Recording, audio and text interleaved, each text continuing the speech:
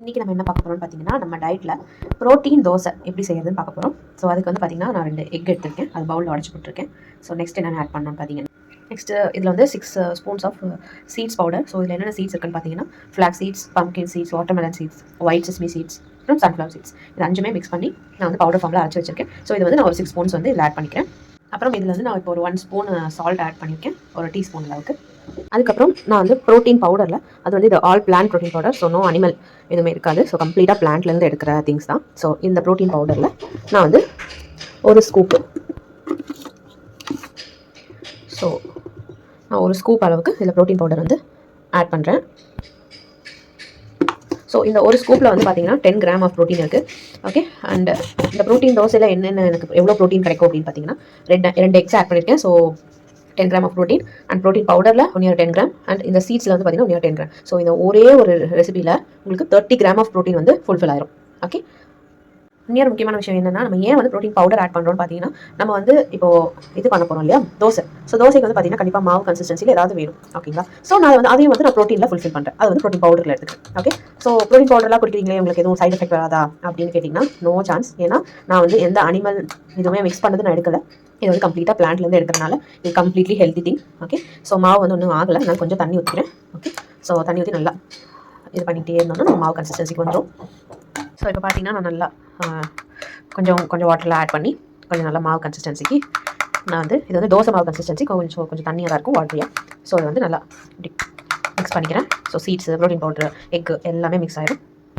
So இதில் வந்து எவ்வளோ ப்ரோட்டீன் இருக்குது அப்படின்னு நான் உங்களுக்கு சொல்கிறேன். நீங்கள் வந்து காப்ஸே எடுக்கிறது இல்லையா அப்படின்னா, கண்டிப்பாக இந்த டிஷ்லேயுமே காப்ஸ் கண்டிப்பாக இருக்குது. ஸோ காப் கட் டயட் எப்போவுமே பண்ணக்கூடாது. பண்ணிங்கன்னா it will lead to many side effect. So வந்து நான் ப்ரோட்டீன் மட்டும் எடுக்கல. இதில் வந்து இந்த ஒரே ஒரு தோசையில் பார்த்தீங்கன்னா ப்ரோட்டீன் இருக்குது, கார்போஹைட்ரேட் இருக்குது, வைட்டமின்ஸ் இருக்குது, மினரல்ஸ் இருக்குது, எல்லாமே mixed in one dish. So it's a healthy dish இல்லையா. ஸோ நல்லா மிக்ஸ் ஆகிடுச்சு. நான் வந்து தோசை ஊற்ற போகிறேன்.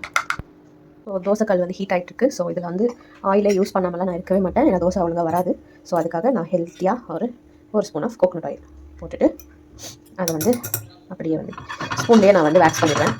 ஏன்னா கிளாத்தில் வேக்ஸ் பண்ணோன்னா சில கோகோனட் ஆயில்லாம் வந்து அதுலேயே வந்து ஒட்டிட்டு போயிடும். ஸோ நாம தானே அதை சாப்பிடணும், துணி சாப்பிடக்கூடாது இல்லையா. அதுக்காக நான் வந்து ஸ்பூனில் வேக்ஸ் பண்ணுறேன்.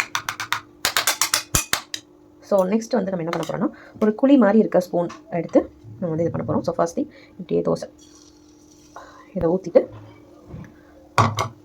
இப்படி ஒரு குழி மாதிரி இருக்க ஸ்பூனில் நான் வந்து இப்படியே தோசை மாதிரி இப்படியே போடுறேன்.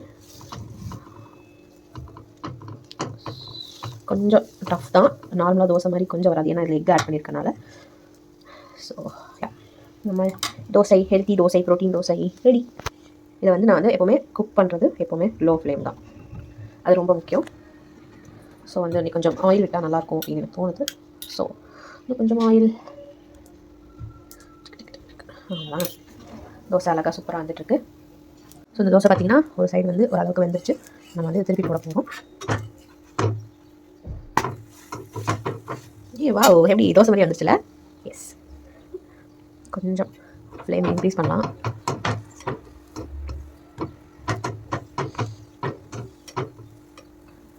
ஸோ உங்களுக்கு இதை வந்து கொஞ்சம் வச்சு மாவை வந்து கொஞ்சம் தனியாக வந்துச்சுன்னா உங்களுக்கு வந்து நல்லா முறுமுறுன்னு கூட தோசை வரும். பட் எனக்கு வந்து முறுமுறுன்னு பிடிக்காது. அதனால நான் வந்து இப்படி கொஞ்சம் திக்காக போட்டுக்கிறேன்.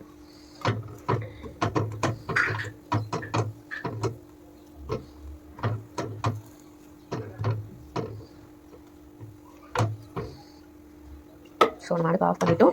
இப்போ வந்து தோசை வெந்துருச்சான்னு பார்ப்போம். சூப்பராக இருந்துச்சு பார்த்தீங்களா.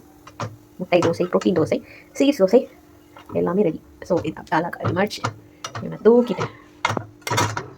தட்டில் வச்சோம் அப்படின்னா நான் வந்து பார்த்தீங்கன்னா இப்போ 2 முட்டை எடுத்தேன், ஒரு ஸ்கூப் ப்ரோட்டீன் பவுடர். ஸோ எனக்கு வந்து பார்த்தீங்கன்னா 3 தோசை வந்துச்சு. ஓகேங்களா. ஸோ இந்த 3 தோசையை நம்ம வந்து எப்போ போல சட்னி, சாம்பார் வந்து எடுக்கக்கூடாது டயட்டில்.